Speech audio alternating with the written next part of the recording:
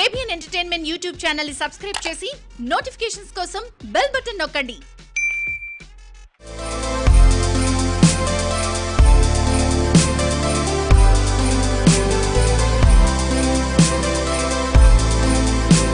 టాలీవుడ్ ఇండస్ట్రీలో biggest combination లో Pawan Trivikram combo ఒకటి.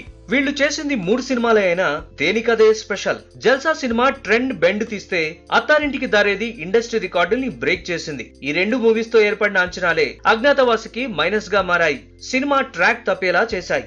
అయితే వీరి కలయికలో మరో సినిమా రావాలని అభిమానులు ఎంతో బలంగా కోరుకుంటున్నారు. కానీ త్రివిక్రమ్ చేయకపోవడానికి ఒక బలమైన కారణం ఉందని తెలుస్తోంది. ఎంత మంచి స్టోరీ సెట్ అయినా అభిమానులు అంతకు మించి అనేలా మరేదో కావాలని కోరుకుంటున్నారట. అలాంటప్పుడు ఊహల్ని అందుకోవడం కష్టమైన పనే. ఆ కారణంగానే మాటల మాంత్రికుడు రిస్క్ చేయడం లేదని ఇన్సైడ్ టాక్. పవన్ ఇప్పుడు అయ్యప్పనం కోశ్యం సినిమాని రీమేక్ చేస్తున్నాడు. ఈ సినిమాకి సాగర్ కే చంద్ర డైరెక్టర్ అయినా తెర వెనుక మొత్తం నడిపించేది త్రివిక్రమ్ అంటూ వార్తలొస్తున్నాయి. స్క్రిప్ట్ నుంచి స్క్రీన్ ప్లే వరకు ప్రతిదీ త్రివిక్రమ్ దగ్గరుండి చూసుకుంటున్నాడట.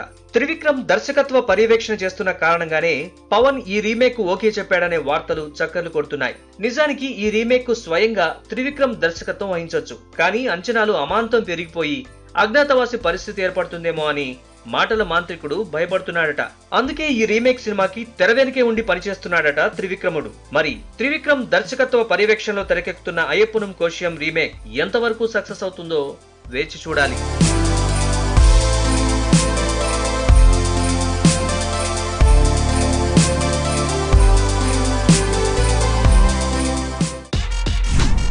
ABN Entertainment YouTube channel ని సబ్స్క్రైబ్ చేసి నోటిఫికేషన్స్ కోసం బెల్ బటన్ నొక్కండి.